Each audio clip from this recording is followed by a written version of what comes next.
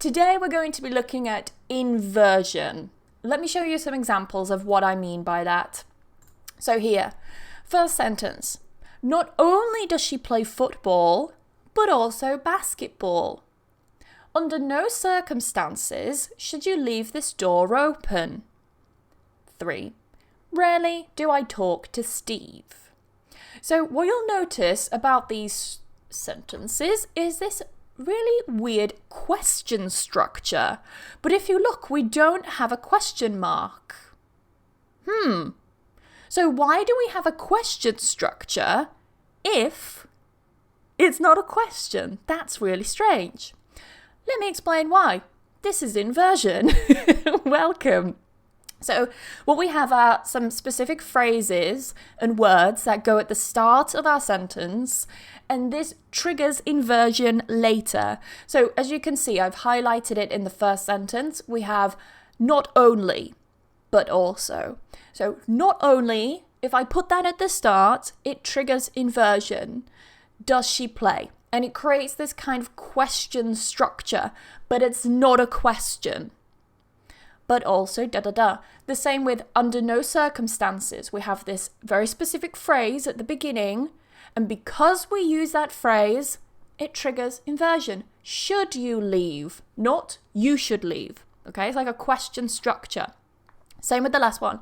Little did he know, instead of little he knew, but little did he know. I use, again, a kind of question structure. So we will get into the structure and how to make this in a moment. But firstly, I just want to talk about why we use inversion. So why do we use inversion?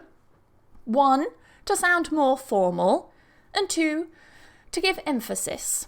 So in English, whatever you put towards the start of the sentence tends to be the focus. Okay? I think it's probably like that in most languages. But whatever you say first is kind of what's the most important thing, right? So if I go back to this one, under no circumstances, right? I'm making it stronger. I'm at an emphasis by putting that at the start. And that's the whole point of inversion. So negative inversions. We have different types of inversions. I'm not going to go through them all today because it would take me ages, but we're going to start with negative inversions. So using modal verbs and auxiliary verbs. Let's take the first sentence. I will never talk to him again. Normal sentence. Subject, verb, okay? Our auxiliary verb will. Never talk. Talk, we have our verb, okay? Normal verb. To him again. Let's imagine we really want to emphasize that never, I will never talk to him again. We can put never at the beginning because it's one of the specific words we can use with inversion. We put that at the beginning, but because we put that at the beginning, we need to change the structure. And the structure is very simple. If you know how to make a question in English, how to construct let me start that again. If you know how to construct a question in English, it's the same structure, okay? But don't get confused. This is not a question. We're just giving emphasis to the never. Never will I talk to him again. Good. I can rarely find the time to do my homework. I can emphasize the rarely. Rarely can I find time to do my homework. You see? So I take the modal verb or the auxiliary verb, I put it at the start like a question, then I have my subject, then I have the verb. Okay? Rarely can I find time to do my homework.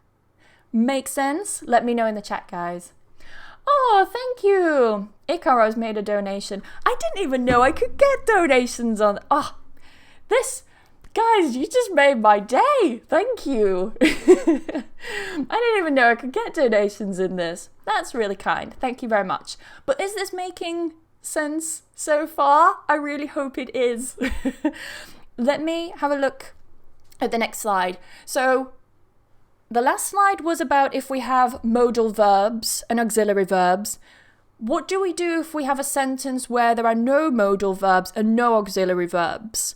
Well, how do we make a question we use do, does, or did if we're talking about the past, right? So we do the same here. I never go to the cinema. Or never, put that at the start, do I go? It's like a question, yeah? Do I go to the cinema? Same with the second one. I started going to the gym recently. Only recently did I start going to the gym. Question structure, but it's not a question. Make sense? I hope so, because we're going to practice. So we need to practice with using modals and auxiliaries, and also sentences which don't have modals and auxiliaries, just normal verbs, let's call them. So I've got 3 sentences here. In the chat, I'd like you to tell me what the answer is. How do I change this so we use inversion? Okay? Any idea? I purposely haven't used the phrases, but I can add them if you want. So this one should start with seldom. If you're not sure what seldom means, it means not very often, almost never. Yeah? I will never do that again. You can start with never again. And number 3, you start with rarely. Whoops, rarely. With rarely, all right? So we can start our sentences with seldom, and then kind of question structure. Never again, modal verb, da-da-da-da-da. Rarely, da-da-da-da-da. What do we think? Seldom do I go to the beach. Good. Perfect. Seldom do I go to the beach. Seldom do I go to the beach. Everyone's saying seldom do I go to the beach, and that's good because that means that I taught you something and everyone's learning. So I will never do that again. What about this one? Never again will I do that. Good. Perfect. Never again will I do that. What about number 3? I rarely ate ready meals while at uni. Be really careful of the tense. Careful of the tense. What do we think? Oh, bless you. I can't believe I'm watching you live. Hello. Hello in Brazil. So someone said, rarely did I eat meals while at uni. Good. Rarely did I eat ready meals. Let's check. Seldom do I go to the beach. Never will I do that again. Rarely did I eat ready meals while at uni. Uni is short for university. Most people call it uni, especially students. I go to uni. I don't go to university. It's quite long. So that's that. Well done, guys. Okay. If you can do that, you can do the rest. That was like the most difficult part. So we have another one here with past time inversions. So I have the sentence, as soon as I arrived home, the doorbell rang. As soon as I arrived home, so the moment I arrived home, bang, the doorbell rang. Okay? I had just got into bed when I heard a loud noise. So the moment I got into bed, bam, I heard a loud noise. All right? But of course, these happen in the past, hence why they're called past time inversions. So instead of saying as soon as, I can say no sooner. Instead of saying I had just, I can say hardly, barely, or scarcely. With these 2 words and phrases, I need to use past perfect. Then I use than with no sooner, and I use when with hardly, barely, scarcely. And then I have the second action, which will be written in past simple. All right? So here are some examples. No sooner had I arrived, past perfect. Had I arrived home than the doorbell rang.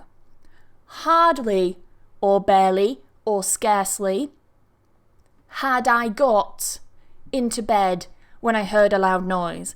Now notice again, it's like a question structure. Yes, I wrote past perfect, but notice I don't say, no sooner I had arrived.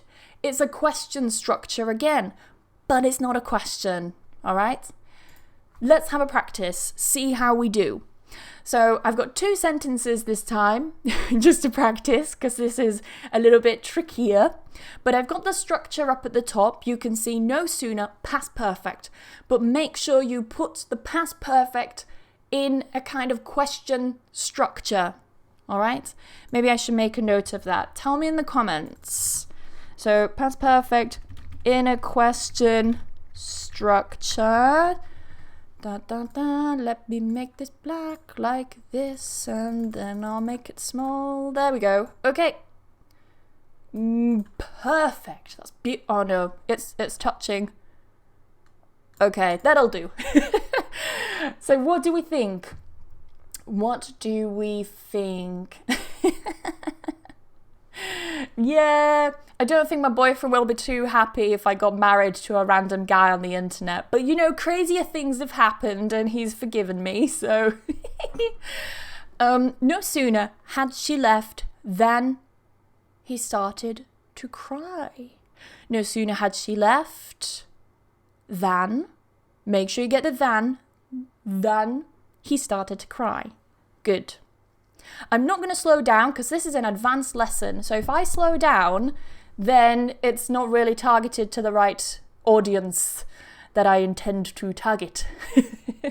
I'm speaking normal speak, guys. Good. So no, yeah, exactly. No sooner had she left than he started to cry. Good. How about the second one?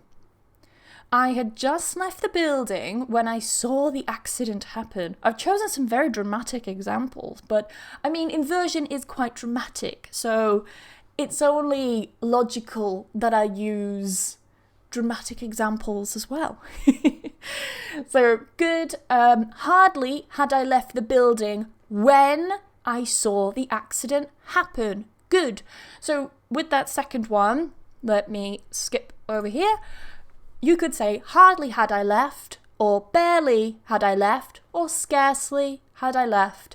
I will be honest, hardly is more common. Yeah, that's all I'm going to say about that one. So no sooner had she left, past perfect, you just make it into a question structure. Had she left, than he started to cry.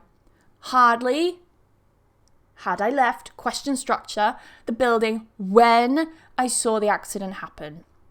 Very good. You guys are doing great with this. Oh, this lesson's easy. If you guys could get this, you know, you can learn anything. Inversions with no. So, like I showed you at the beginning, I showed you some examples, yeah? And I used under no circumstances. So you can use the phrase under no circumstances or on no account at the beginning of a sentence to show that something is prohibited, okay? You cannot do it. It is prohibited. After that, you can use should or must. And again, you use a kind of question structure. Under no circumstances, that's our phrase, should you enter? Question structure, but remember it's not a question. I'm going to say that 1,000,000 times just to not confuse you. So instead of saying under no circumstances you should enter, no. We need inversion. Whoops, punched my mic, sorry. You need inversion. You need to change this into a question structure. Should you enter the building unsupervised? On no account must you place objects into the machine. Not you must place, but question structure, must you place. And there's no difference in meaning, if I'm honest, between should and must. And you can say under no circumstances must you enter, on no account should you place. You can mix these, it's fine, it doesn't change the meaning. Let's have a practice though. So I'd like you to use the phrases under no circumstances and on no account with these. So we're going to get some different answers. And then use should or must. All right? should you, da da da da, must you, da da da da. All right, let's have a go. What do people think here? Have I explained inversion in the present tense? Yeah, I have. I explained it at the beginning. You'll have to go back and watch it. I've tried to explain everything I could about inversion without overwhelming people, because I don't want this lesson to be like 2 hours long and people thinking, oh, I've had enough of inversion. It's too much. I never want to invert sentences again. Someone's written a really good one here. Laura, under no circumstances should you leave your house. Hashtag stay at home. Good. Okay, under no circumstances should you touch the machine while it's on. Good. Under no circumstances must you touch the machine while it's on. Good. Or you could say, on no account should you touch. On no account must you touch. Da da da da da. Good. Everyone's got that one. What about number 2 and number 3? You mustn't speak to him. And don't feed the penguins. What do we think? Good, good, good. Can we watch this live later? Yes, it's been recorded and it will be up on YouTube later to watch. It'll be no problem. Under no circumstances must you speak to him. Very good. On no account must you speak to him. On no account should you speak to him. Under no circumstances should you speak to him. It sounds so dramatic, but it works. Grammatically, it's perfect. It's just giving more emphasis. How about the penguins? Under no circumstances should you feed the penguins. Good. Poor penguins. On no account should you feed the penguins. Very good. Under no circumstances must you feed the penguins. On no account must you feed the penguins. Very good. Yeah, you guys are doing great with these. Perfect. All right. So those are the answers. Of course, they can be mixed up. That's no problem. So under no circumstances should you touch, must you touch, or on no account should you touch, must you touch. All right. They can be mixed. There's no difference. I've got, I think, one more. Good. Okay. Ooh, I've got inversions with no, but it should be inversions with little. So, little. If you use this at the beginning of a sentence and you use it in a structure like, little did John know, it has the same meaning as John didn't know. Little did John realize has the same meaning as John didn't realize. So even though we're using the word little, it's got nothing to do with little as in the size of something. All right? It has a completely different meaning here. John didn't know he was being followed. Little did John know that he was being followed. Emma doesn't realize that her bag is missing. Little does Emma realize that her bag is missing. So you see, I could use this in the present or I can use this in the past. It just means that the person didn't know or didn't realize or doesn't know or doesn't realize something. We tend to use this structure more in stories, in literature, when we're telling a story and we want to sound a bit more dramatic, okay? You wouldn't say this, for example, oh, little did I realize that it was raining outside. I don't know, it sounds a little bit over dramatic for just a normal everyday situation. I would use this more for writing stories or telling stories if you want to sound a bit more dramatic with that. But good. So, yes, let's have a look and practice here. So we've got little did, little do, little does. You just conjugate it for the tense that you need and for the person you need. Little, does, did, whatever. Someone, so little did Emma realize. Little does John know, etc. Let's change these. So Maria didn't know her new iPhone was a fake. How can I change this using little? Be aware of the tense as well. I think I put them all in past. Yes, I did. I did put them all in the past. Dun, dun, dun. What do we think? Little did I realise the stream started because I was on a call. Very good, yes! Yeah, that was really good. Can you tell us a synonym of inversion with little? What can we use instead of little? We use little. It's just what we do in this sentence. It's just the structure.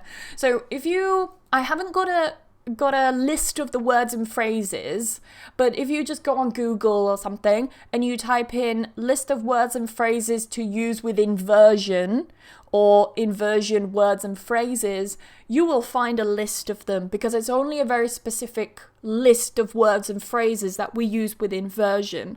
You can't do it with just any word or phrase. It's with very specific ones. I don't have a list here, but this so easily found online. Little did Maria know her new iPhone, sorry. Little did Maria know her new iPhone was a fake. Good. What about number 2 and number 3? What do we think?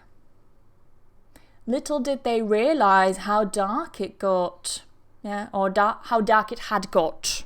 It is probably better. Stick with the same tense. Let's not confuse ourselves and confuse me. I'm easily confused in live streams, we know that. So yeah, little did they realise how dark it had got. What about number 3? What does little here mean? I already explained this. I explained this maybe 5 minutes ago. So you'll have to go back and watch that part. Little did they realise how dark it had got. Good. But what about number 3? He didn't know that the man was really a murderer. So little did... I'm trying to help. Little did he know that the man was really a murderer. Sounds really dramatic, like a story, you know. Little did they realise how dark it was. Good. Little did Maria know that her new iPhone was a fake. And little did he know that the man was really a murderer. So for the person who asked what does little here in this context mean, it's just the phrase that we use. Little did, do, does someone know, realise. It means that they didn't know or that they didn't realise. That's what it means. Little on its own means something different. But when it's used in this phrase, it's this. Any questions so far? Because we have made it to the end. Any questions about today's lesson? I'm not going to answer any questions like how do you pronounce water in British English or whatever, but do we have any questions related to today's lesson? Good. Thanks 1,000 times, Emma. You're very welcome. I will put the PDF for this lesson in the description after I've streamed this lesson. I do get people asking straight away, Emma, where is the PDF? But I need some time to upload it, and then I need time to, of course, link it in the description. So yeah, do give me a few minutes after the live to go and link it in the description. I can't speak. Can I use this structure to be sarcastic? You could use any structure to be sarcastic. I think sarcasm comes more through tone as opposed to what you're saying a lot of the time. So yes. Any other questions? Realise and recognise. No, they mean something different. If you're ever confused about a word and words that are very similar or they look very similar, I strongly recommend using the Cambridge Online Dictionary. It's designed for English learners, so it's a lot clearer, I believe. Like the definitions are a lot clearer, and you can also hear the pronunciation too, which is super, super useful. Anyway, guys, I think that's it. Lots of people are just saying thank you. So I want to thank you as well for joining this live. Let me go in big face mode. big fat face mode. There we go. Actually, on my streaming software, I do have this, what we call a scene. I do have this scene named Big Fat Face Mode. Just so I know what happens when I click that button. Like, what does it show on the screen? Will I have a live lesson tomorrow? No, there's no live lesson tomorrow, and that's simply because I'm really busy. I do have private lessons and private students, and I'm teaching them, so I'm going to be really busy all day. But I do have another live lesson on Friday. Let me double check the time. I think I put it as 10 a.m. UK time. Yes. So tomorrow, no live lesson. Friday the 27th, 10 a.m. UK time. Yes, you can go and check that out then. I'm not sure what I'm going to do because I had to cancel yesterday's live stream. So I think I may do the lesson about reading. I may do a poll. I'll see. Ikaro, oh, thank you so much. Again, I didn't even know I could get donations through this. This is great. I just do this for fun.